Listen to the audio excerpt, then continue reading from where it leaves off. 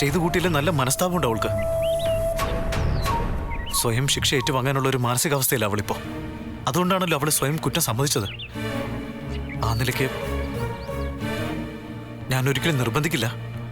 പക്ഷെ ഒരവസരം കൂടി വേദയ്ക്ക് കൊടുത്തൂടെ? ഇല്ല, പല അവസരങ്ങൾ കൊടുത്തു, നന്നായില്ല. അവൾ ഇല്ലാതാക്കിയത് എന്നെ വളർത്തി വലുതാക്കിയ സ്ത്രീയെയാ, എന്റെ അമ്മയ്യാ. അത് ഞാൻ പുറത്താ. ദൈവം പോലും എന്നോട് ക്ഷമിക്കില്ല. കൊലയാളിക്ക് അർഹിച്ച ശിക്ഷ തന്നെ കിട്ടണം. ഇനിയുള്ള കാലം മുഴുവൻ അവള് ജയിലിൽ തന്നെ കഴിയണം. അതാ എന്റെ ആഗ്രഹം. ഇനി ഒരു ഒത്തുതീർപ്പിന് ഞാൻ തയ്യാറല്ല.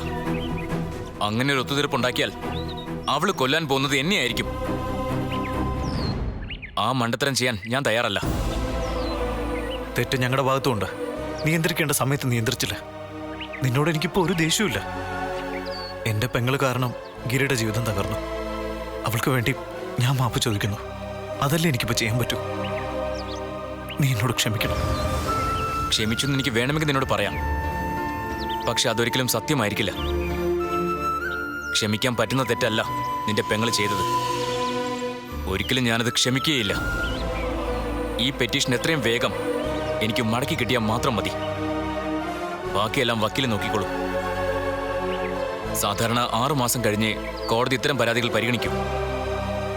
ഇത് സ്പെഷ്യൽ കേസായി കൊടുക്കണമെന്നാ വക്കീല് പറയുന്നത്. അങ്ങനെ ചെയ്താൽ കാലതാമസം വരില്ല. എനിക്ക് എത്രയും വേഗം വേദ എന്ന ബാധ്യതയിൽ നിന്ന് രക്ഷപ്പെടണം. ഒരിക്കലും ഓർക്കാൻ പോലും ഇഷ്ടമില്ലാത്തൊരു അധ്യായം. അതാ എനിക്കിപ്പോ വേദ. അവളെ എന്നേക്കുമായി ഞാൻ മായ്ച്ചു കളയാ, മനസ്സിൽ നിന്നും ജീവിതത്തിൽ നിന്നും.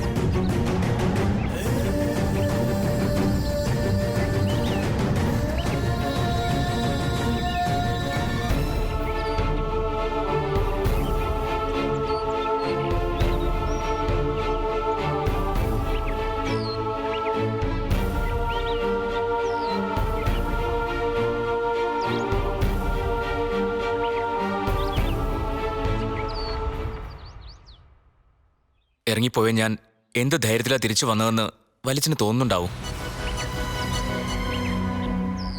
ചെയ്ത തെറ്റിനുള്ള പ്രായശ്ചിത്തം ചെയ്തിട്ടാ എൻ്റെ ഈ മടങ്ങി വരവ്. നീലിനെ പോയി ഞാൻ കണ്ടിരുന്നു, മാപ്പും പറഞ്ഞു. ഇനി എനിക്ക് ഈ വീട്ടിൽ തിരിച്ചു കയറാം. വല്യച്ഛൻ പറഞ്ഞ എല്ലാ വ്യവസ്ഥകളും അംഗീകരിച്ചുകൊണ്ട് തന്നെ. സ്വാതി വിളിച്ചിരുന്നു, നീ ചെന്ന കാര്യം പറഞ്ഞു. പക്ഷേ ഇപ്പോഴും അവരൊരു തീരുമാനം എടുത്തിട്ടില്ല. തീരുമാനത്തിൽ നിന്നും ഇനിയും മാറില്ലെന്ന് എന്താ ഉറപ്പ്? അങ്ങനെ എടുത്ത് ചോദിച്ചത്. ശരിയാണ് ആ ചോദ്യം. വേദയ്ക്ക് വേണ്ടി മാറിയ ഞാൻ ഇനിയും മാറില്ലെന്ന് ആര് കണ്ടു? പക്ഷെ വലിച്ച ഇനി ഒരിക്കലും ഗിരി അല്ലാതാവില്ല. അത് ഏട്ടത്തിയോട് പറയണം വലിച്ചൻ. തെറ്റു പറ്റിപ്പോയി. അതിന് ക്ഷമ ചോദിക്കാനല്ലേ എനിക്ക് പറ്റൂ. വേദ എന്നേക്കുമായിട്ട് എൻ്റെ ജീവിതത്തിൽ നിന്ന് ഒഴിവാക്കാൻ പോവാൻ ഞാൻ. അതല്ലേ എനിക്ക് ചെയ്യാൻ പറ്റൂ. നീലു എടുത്തും താമസിക്കേണ്ടത് ഈ വീട്ടിലാ. എന്നെ വിശ്വാസമില്ലെങ്കിൽ ഞാൻ എങ്ങോട്ടെങ്കിലും പൊയ്ക്കോളാം. നീലു എടുത്തും താമസിക്കേണ്ടത് ഈ വീട്ടിലാ. എന്നെ വിശ്വാസമില്ലെങ്കിൽ ഞാൻ എങ്ങോട്ടെങ്കിലും പൊയ്ക്കോളാം. അല്ലെങ്കിലും ഞാനും ഒരുപാട് തെറ്റുകൾ ചെയ്തിട്ടുണ്ട്. അപ്പോ ശിക്ഷ ഞാനും അനുഭവിക്കണം. അങ്ങനെ ഒരു ശിക്ഷയാവട്ടെ എൻ്റെ ഈ വീട്ടിൽ നിന്നുള്ള താമസം മാറ്റം. അങ്ങനെയൊക്കെ തീരുമാനിക്കാൻ വരട്ടെ മോനെ. ആദ്യം അവരെന്താ പറയുന്നത് നോക്കാം. എന്നിട്ട് മതി താമസം മാറലും മാറാതിരിക്കലും ഒക്കെ. നീ കാത്തിരിക്കെ, എല്ലാം ശരിയാവുന്ന എൻ്റെ മനസ്സ് പറയുന്നേ.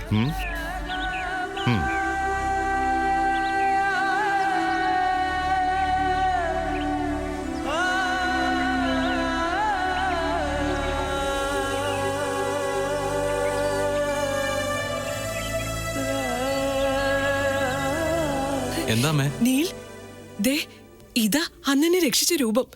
ഭഗവാന്റെ മായ. ഭഗവാന്റെ മായ എന്തിനാ ഇപ്പൊ ഇവിടെ വന്നത്? എടാ, അമ്മയ്ക്ക് എങ്ങനെയുണ്ടെന്ന് അറിയാൻ വന്നതായിരിക്കും. ഞാൻ ഭഗവാനല്ല, സ്വാതിയ. അയ്യേ, മനുഷ്യ സ്ത്രീയാണോ? ഞാൻ കരുതി. ശരിക്കും നീ ഭഗവാനല്ലേ? അല്ലമ്മേ. എന്നാലേ എനിക്ക് ഇവള് ഭഗവാൻ തന്നെയാണ്. ഇവളില്ലായിരുന്നെങ്കിൽ കാണായിരുന്നു.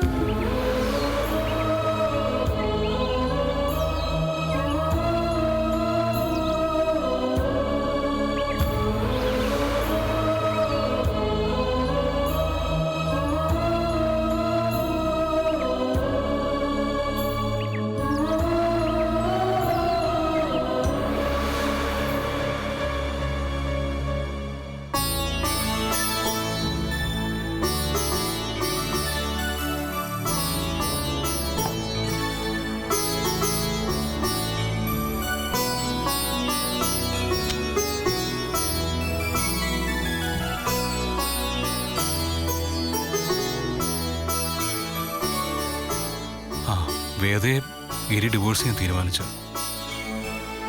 ജോയിന്റ് പെറ്റീഷനിൽ ഒപ്പിടാൻ അവൻ ആവശ്യപ്പെട്ട് കഴിഞ്ഞു. അവൻ അങ്ങനെ ഒരു തീരുമാനം എടുത്ത സ്ഥിതിക്ക് അവന് മാപ്പ് കൊടുത്തുകൂടെ നമുക്ക്? മാപ്പ് കൊടുക്കാൻ പ്രയാസം ഉണ്ടായിട്ടല്ല ഏട്ടാ. നമ്മളോട് എന്ത് കാണിച്ചാലും അതൊക്കെ നമ്മൾ സഹിച്ചോളും എന്ന തോന്നലുണ്ട് പലർക്കും. ഗിരിക്കും ഉണ്ട് ആ തോന്നൽ. അതങ്ങനെ അല്ലെന്ന് ബോധിപ്പിക്കാനാ ഞാൻ ഗിരിയോട് കാത്തിരിക്കാൻ പറഞ്ഞത്. കാത്തിരിക്കൽ ഒരു ഓർമ്മപ്പെടുത്തലാ. ഏട്ടൻ ഏട്ടനാണെന്നും ഞാൻ ഏട്ടത്തെയാണെന്നും മനസ്സിലാക്കാൻ ഒരവസരം. ബഹുമാനം ഇന്നത്തെ കാലത്ത് ചിലരോടെങ്കിലും ചോദിച്ചു വാങ്ങേണ്ടി വരും. അത് നമ്മുടെ ഗതികേടാ. എന്നാലും എല്ലാം നമ്മൾ മാത്രം സഹിച്ചാ പോരല്ലോ. അവരും അതിന്റെ പങ്ക് പറ്റണ്ടേ? എങ്കിലേ വില ഉണ്ടാവൂ ഏട്ടാ. നാളെ നമ്മളോട് ശ്രദ്ധിച്ചു പെരുമാറൂ. അത് ശരിയാ. അപ്പൊ എപ്പോഴാ പോണ്ടത്? ഞാൻ ബാഗൊക്കെ റെഡിയാക്കി കഴിഞ്ഞു. വീടിന്റെ താക്കോല് രാഹുലേട്ടനെ ഏൽപ്പിക്കാം. വാടക കുടിശ്ശികയൊന്നും ഇല്ലാത്ത സ്ഥിതിക്ക് നമുക്ക് ആരോടും അനുവാദം ചോദിക്കേണ്ട ആവശ്യമൊന്നുമില്ല. പക്ഷെ പോകുന്നതിന് മുൻപ് ഒരു പ്രശ്നത്തിനും കൂടിയുള്ള ഉത്തരം നമ്മൾ കണ്ടുപിടിക്കണം. വേദ ഗിരി കൊടുത്ത ഡിവോഴ്സ് പെറ്റീഷനിൽ ഒപ്പിട്ടോ ഇല്ലയോന്ന്. നമ്മളെ സംബന്ധിച്ചിടത്തോളം അതൊരു പ്രധാനപ്പെട്ട സംഗതി തന്നെയാ. ഡിവോഴ്സിന് അവള് സമ്മതിച്ചില്ലെങ്കിൽ കേസ് കൊടുക്കേണ്ടി വരും. അത് വർഷങ്ങളോളം നീളും. അതും നമ്മുടെ താമസമാരിലും തമ്മിൽ എന്താ ബന്ധം?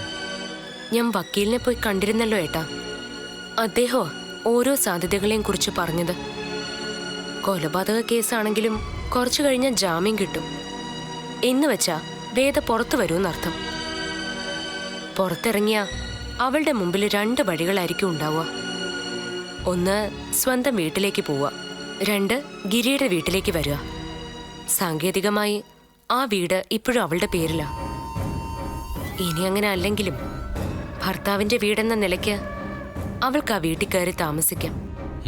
താമസിക്കാൻ ഇങ്ങോട്ട് വരട്ടെ. എന്റെ തനിനിറ അവൾ അറിയും. എന്തിനാ ഏട്ടൻ? ഞാൻ ഒരാള് മതി. ഒടിച്ചു നുറുക്കി അടുപ്പിൽ വെച്ച് കത്തിക്കാൻ. പക്ഷേ നിയമം നിയമമാണ്. അവള് നിയമത്തിന്റെ വഴി തേടിയാ പ്രശ്നം ഗുരുതരമാവും. ജീവന് ഭീഷണി ഉണ്ടെന്ന് പറഞ്ഞാ പോലീസുകാർ അവളുടെ കാവലിന് വരും. എന്നുവെച്ചാ ആ വീട്ടിൽ താമസിക്കുന്ന എല്ലാവരുടെയും മനസമാധാനം പോവുമെന്ന് ചുരുക്കം. ഇത്രയും ഡീപ്പായിട്ട് ഞാൻ ചിന്തിച്ചിരുന്നില്ല. അവള് യുദ്ധത്തിന് വന്നാലുള്ള കാര്യമാണ് ഞാൻ പറഞ്ഞത്. വന്നില്ലെങ്കിൽ ഒരു പ്രശ്നവുമില്ല. എല്ലാം നമ്മൾ ആഗ്രഹിക്കുന്ന വിധത്തിൽ നടക്കും. അപ്പൊ പോണ്ടെന്നാണോ നീ പറയുന്നത്? എന്നല്ല, പോയാലും എന്ത് നേരിടാൻ തയ്യാറാവണമെന്നേ ഞാൻ ഉദ്ദേശിച്ചുള്ളൂ.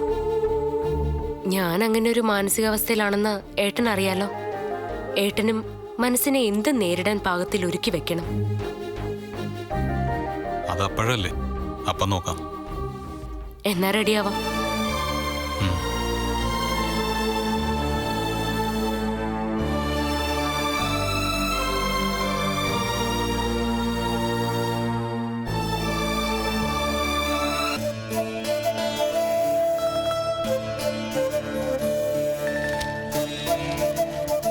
വലിച്ച ചായ.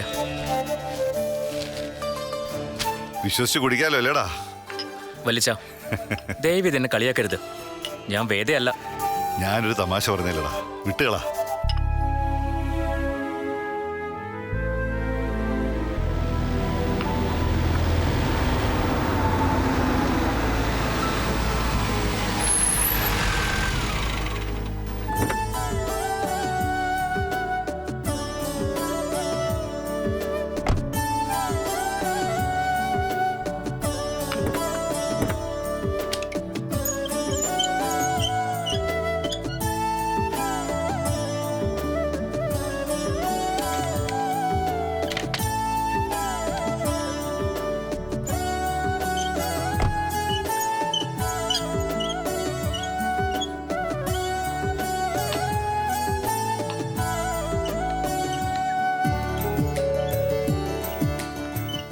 സൂക്ഷിച്ച്. അങ്ങനെ വനവാസത്തിന് പോയ ശ്രീരാമനും സീതയും വിജയശ്രീലാളിതരായിട്ട് വീണ്ടും അയോധ്യയിലേക്ക് തിരിച്ചെത്തി. ഇനി പട്ടാഭിഷേകം. സീതയെ വീണ്ടും കാട്ടിലേക്ക് അയക്കാൻ വിധി അലക്കുകാരന്റെ രൂപത്തിൽ വരുമോ അച്ഛാ? ഒരിക്കലുമില്ല. അതോർത്ത് എൻ്റെ മോള് വിഷമിക്കണ്ട. വേറെയുണ്ട് തിരുത്ത്. രാമായണത്തില് സീതയാണ് രാവണൻ അപഹരിച്ചത്. യുദ്ധം ചെയ്ത് രാവണനെ കൊന്ന് രാമൻ സീതയെ വീണ്ടെടുക്കുകയായിരുന്നു. ഇവിടെ രാമന് പകരം ഞാൻ വീൽ ചെയറില്ല. പാവം സീതയ്ക്ക് ദാ ഇവക്ക് ഒറ്റയ്ക്ക് യുദ്ധം ചെയ്യേണ്ടി വന്നു. എങ്കിലും വിജയിച്ചില്ലേ? അതാണ് എടത്തി. കഥയിലെ വില്ലത്തി ശൂർപ്പണഖ ഇപ്പൊ ജയിലിലുമായി. ആഹാ, പറഞ്ഞു വരുമ്പോ ആ കഥയിലെ എല്ലാവരും ഇവിടെ ഉണ്ട്. ദശരഥൻ, രാമൻ, സീത, നീ ഭരതൻ. വനവാസകാലം മുഴുവൻ രാമപാദുകങ്ങൾ വെച്ച് രാമനു വേണ്ടി രാജ്യം ഭരിച്ച ധർമ്മിഷ്ഠനായ ഭരതൻ. അതെ, രാജാധികാരം രാമനെ എന്നെ തിരിച്ചേൽപ്പിച്ചു കഴിഞ്ഞാൽ എന്റെ ജോലി കഴിഞ്ഞു. രാമായണത്തിലെ ഭരതന് കുറ്റബോധം ഒരു പൊടിക്ക് പോലും അനുഭവിക്കേണ്ടി വന്നിട്ടില്ല. എന്റെ സ്ഥിതി അതല്ല. കുറച്ചു കാലത്തേക്കെങ്കിലും ഞാനും നിങ്ങളെ ഉപദ്രവിച്ചു. അതിന് പ്രായശ്ചിത്തം ചെയ്യാന്നാ ഇവൻ പറയുന്നത്. വേണമെങ്കിൽ ഈ വീട് വിട്ടു പോവാന്ന്. എങ്ങോട്ട്? അത് തീരുമാനിച്ചിട്ടില്ല. പക്ഷേ പോണം. എങ്കിലേ ചെയ്ത തെറ്റിനുള്ള ശിക്ഷ എനിക്ക് അനുഭവിക്കാൻ പറ്റൂ. ചെയ്തത് തെറ്റായിപ്പോയെന്ന് മനസ്സിലായല്ലോ. ആയി. അപ്പൊ ഇനി ഒരിക്കലും ആ തെറ്റ് ആവർത്തിക്കാതിരിക്കാൻ ശ്രമിക്കും, ഇല്ലേ? തീർച്ചയായും. നന്നായിട്ട് മനസ്സിൽ കുറ്റബോധം തോന്നുന്നുണ്ടോ? ഉണ്ട്. പിന്നെന്തിനാ വീട് വിട്ടു പോകുന്നത്? ആത്മാർത്ഥമായ പശ്ചാത്താപമല്ലേ ഏറ്റവും വലിയ ശിക്ഷ. ഗിരി എങ്ങോട്ടും പോണ്ട, ഇവിടെ തന്നെ കഴിയാം.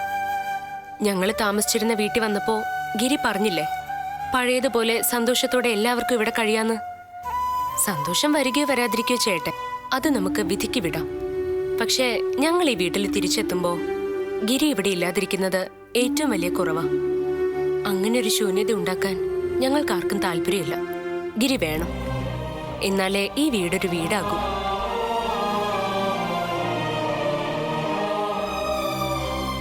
ഗിരി, നഷ്ടപ്പെട്ടത് മുഴുവൻ നമുക്ക് തിരിച്ചു പിടിക്കണം.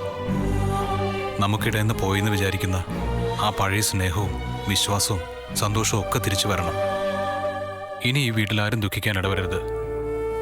നീ മാറി നിന്നാ എങ്ങനെയാണ് അതൊക്കെ സാധിക്കുന്നത്? ഒന്നുമില്ലെങ്കിലും സ്വാതിയില്ലാത്തപ്പോ ഒരു ചായ ഇട്ട് തരാനെങ്കിലും ഇവനുണ്ടായിരുന്നല്ലോ, അല്ലേടാ? ഈ ചായ ഗിരി ഇട്ടതാ? പിന്നല്ലാതെ. എന്നിട്ടാണോ ഞങ്ങൾ വന്ന് കേറിയിട്ട് അനങ്ങാതെ നിൽക്കുന്നത്? ഞങ്ങൾക്ക് ചായയില്ലേ? ഇപ്പൊ കൊണ്ടുവരാം. വേണ്ട, ഞാൻ എടുത്തോളാം. എത്ര നാളായി ഈ വീടിന്റെ അടുക്കളയിൽ കയറിയിട്ട്? ചെല്ലുമോളെ, എല്ലാം നന്നായി വരും.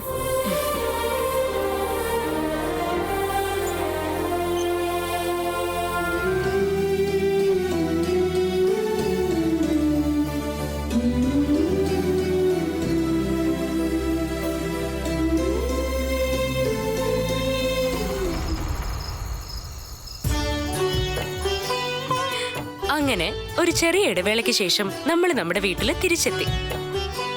ഇവിടെ ഇങ്ങനെ നിൽക്കുമ്പോ അനുഭവിക്കുന്ന സുഖമുണ്ടല്ലോ, അതിന് പകരം വയ്ക്കാൻ മറ്റൊന്നിനും പറ്റില്ല. ഏട്ടന് ഈ വീട് മുഴുവൻ ഓടി നടക്കണമെന്ന് തോന്നില്ലേ? തോന്നിയിട്ട് കാര്യമില്ലല്ലോ, കഴിയണ്ടേ? ഞാൻ എടുത്തോണ്ട് നടന്നാലോ? ഏയ്, എനിക്ക് പ്രയാസമൊന്നുമില്ല. അതെനിക്കറിയാം. നിനക്ക് എന്നെ ഒരു തൂവല് പോലെ എടുത്തു ഉയർത്താൻ പറ്റും. എന്നാലും വേണ്ട. ജോയിന്റ് ആയി കൊടുക്കാനുള്ള ഡിവോഴ്സ് പെറ്റീഷൻ ഞാൻ വേദയുടെ ആങ്ങളെ ഏൽപ്പിച്ചിരുന്നല്ലോ, അത് ഒപ്പിട്ട് തന്നിട്ടുണ്ട്. ഒപ്പം ഒരു കത്തും. കത്ത് എനിക്കല്ല, ഏടത്തിക്കാ. അതുകൊണ്ട് പൊട്ടിച്ചില്ല.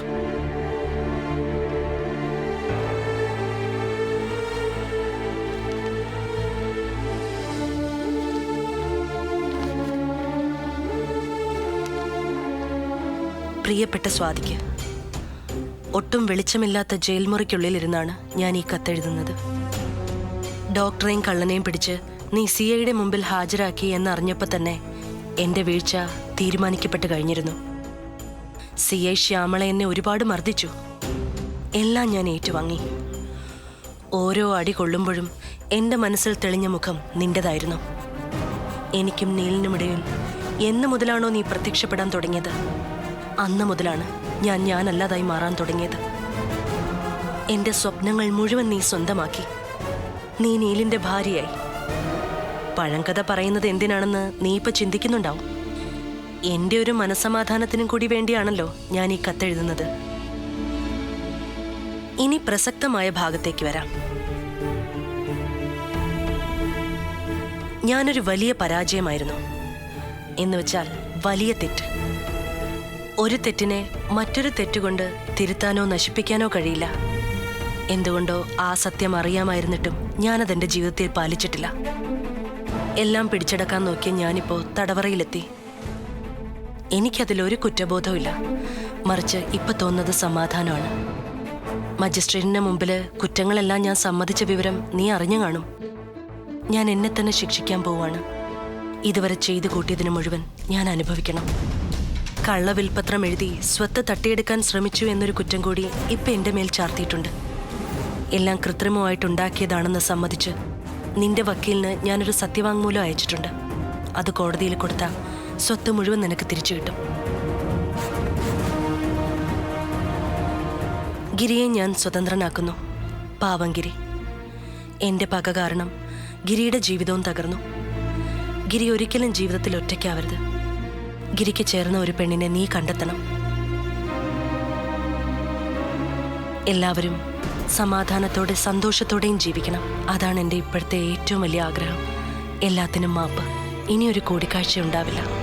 ബൈ.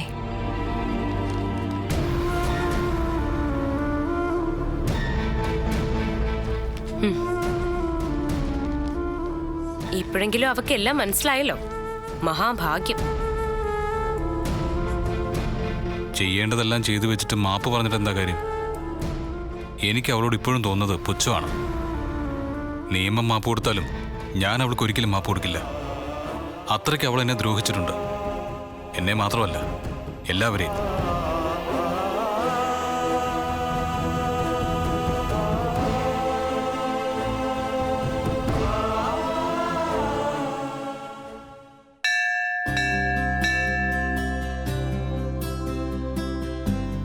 സ്വാതി, ആ, ഇവിടെ എല്ലാ ദിവസവും വരാറുണ്ടോ? എന്തിനാ? അല്ല, സ്വാതി വരുന്ന അമ്പലത്തില് ദിവസവും എനിക്കും വരാനാ. സ്വാതി പ്രാർത്ഥിച്ച സ്വാതിയുടെ ബന്ധുവാണെന്നറിഞ്ഞ ദേവി എന്നെയും കൂടെ അനുഗ്രഹിക്കുമല്ലോ. ഓ, ഇപ്പൊ കിട്ടിയ അനുഗ്രഹമൊന്നും പോരെ? പോരാ പോരാ. അല്ല, അതിന് എന്തനുഗ്രഹം കിട്ടിയെന്നാ? മാരേജ് ലൈഫ് ഞാൻ വിചാരിച്ച പോലൊന്നും ആയില്ല സ്വാതി. എനിക്കെന്തോ അതുമായിട്ട് പൊരുത്തപ്പെടാൻ പറ്റുന്നില്ല. നിനക്ക് എന്തായിട്ടാ പൊരുത്തപ്പെടാൻ പറ്റാത്തത്? കൂട്ടുകാരി ഇപ്പൊ ജയിലിലുണ്ട്. വേണമെങ്കിൽ കൂടെ പോയി കിടന്നു. സമയാസമയത്ത് ഭക്ഷണം കിട്ടും, പൊരുത്തപ്പെടാനും പറ്റും. അത് പറയാനാ ഞാനിപ്പോ വന്നത്. എന്റെ സ്വാതി അവൾ ഇങ്ങനെ ഒരുത്തിയായിരിക്കുന്നു ഞാൻ സ്വപ്നത്തിൽ പോലും വിചാരിച്ചില്ല. എന്റെ വല്യമ്മയെ കൊല്ലാന്ന് വെച്ചാ കേട്ടപ്പോ ഞെട്ടിപ്പോയി. സത്യം പറയാലോ, അവളെ പോലീസ് പിടിച്ച് നന്നായി. ഇല്ലെങ്കിൽ ഞാൻ തന്നെ തല്ലി കൊന്നേനെ. ശരിക്കും? എന്താ സംശയം? അവളോട് സ്വാതിക്ക് ദേഷ്യം കാണുന്നറിയാം. അതിന്റെ 10 ഇരട്ടി ദേഷ്യം എനിക്ക് അവളോടുണ്ട്. പക്ഷെ എന്ത് ചെയ്യാനാ, അത് പ്രകടിപ്പിക്കാൻ എനിക്കൊരു അവസരമില്ലല്ലോ. ഞാനിപ്പോ വന്നത് സ്വാതിയുടെ മാപ്പ് പറയാനാ. സ്വാതിയെ ഞങ്ങളെല്ലാരും കൂടെ കുറെ ബുദ്ധിമുട്ടിപ്പിച്ചു. വേദ ചെയ്യുന്നത് മുഴുവൻ ശരിയായിരിക്കുമെന്ന് വിചാരിച്ചുകൊണ്ട് അങ്ങനെ പറ്റിയ അബദ്ധ സ്വാതിയത്. ഇപ്പോഴെനിക്കെല്ലാം മനസ്സിലായത്. അന്നേ സ്വാതി പറയുന്നത് കേട്ടാ മതിയായിരുന്നു. അങ്ങനെ ചെയ്തിരുന്നെങ്കിൽ ഇപ്പൊ നമ്മുടെ അമ്മയെങ്കിലും ജീവിച്ചിരുന്നേനെ. അമ്മ മരിച്ചതിൽ നല്ല വിഷമമുണ്ടല്ലേ ഗൗരിക്ക്? പിന്നെ ഇല്ലാതിരിക്കോ? നമ്മുടെ അമ്മയല്ലേ. ഇതല്ലേടി അന്നു തൊട്ടേ ഞാൻ പറയുന്നത്. അപ്പൊ നിനക്കൊക്കെ എന്നോട് പുച്ഛം. തെറ്റ് പറ്റിയിട്ടില്ല അതിൽ ദുഃഖിക്കേണ്ടത്. വിവരമുള്ളവര് പറയുന്നത് സമയാസമയത്ത് കേൾക്കണം. സ്വാതി, സ്വാതി എന്നെ തല്ലിയതില് എനിക്കൊരു വിഷമവും. ഈ തല്ലെനിക്ക് കിട്ടേണ്ടതായിരുന്നു. അത്രമാത്രം ഞാൻ സ്വാതിയെ ദ്രോഹിച്ചിട്ടുണ്ട്. ഇനി ഒരിക്കലും എന്റെ ഭാഗത്തുനിന്ന് അങ്ങനെയൊന്നും ഉണ്ടാവില്ല. സ്വാതി എന്നോട് ക്ഷമിക്കണം. അല്ല, ക്ഷമിച്ചല്ലോ അല്ലേ? അതുകൊണ്ടല്ലേ എന്നെ തല്ലിയത്? എനിക്ക് സന്തോഷായി. എന്റെ അമ്മയുടെ സ്ഥാനത്താ സ്വാതി. തല്ലിയാലും കൊന്നാലും ഞാനത് സഹിക്കും. ആണോ? നീ ഇത്ര നല്ലവളായെന്ന് ഞാൻ ഒരിക്കലും വിചാരിച്ചില്ല. ഞാൻ നല്ലവളാ സ്വാതി. ഓരോരോ സന്ദർഭം വരുമ്പോഴല്ലേ അതൊക്കെ പുറത്തെടുക്കാൻ പറ്റൂ. അത് ശരിയാ. അപ്പൊ ഞാൻ എന്താ വേണ്ടത്? നിന്നോട് ക്ഷമിക്കണം. ക്ഷമിച്ചിരിക്കുന്നു. പക്ഷെ ഇനി നീ ഇത് മറക്കോ? ഒരിക്കലും ഇല്ല. സ്വാതി എന്റെ റോൾ മോഡൽ. എന്നൊക്കെ നീ ഇപ്പൊ പറയും. കുറച്ചു കഴിയുമ്പോ എല്ലാം മറക്കും. മറക്കാതിരിക്കാനേ ഒരു സൂത്രമുണ്ട്. എന്താ അത്? ഇത് തന്നെ. നിന്റെ നാടകമൊക്കെ കൈ വെച്ചാ മതി. നീ ഇനി ജീവിതകാലത്ത് മാറില്ലെന്ന് എനിക്കറിയാം. അടവും കൊണ്ട് വന്നിരിക്കുന്നു. ഇപ്പൊ വേദ, അടുത്ത ഊഴവേ നിന്റെയാ. ഒന്ന് ശരിക്കും ഉത്സാഹിച്ചാ നിനക്കും അവളുടെ അടുത്തേക്ക് പോവാം.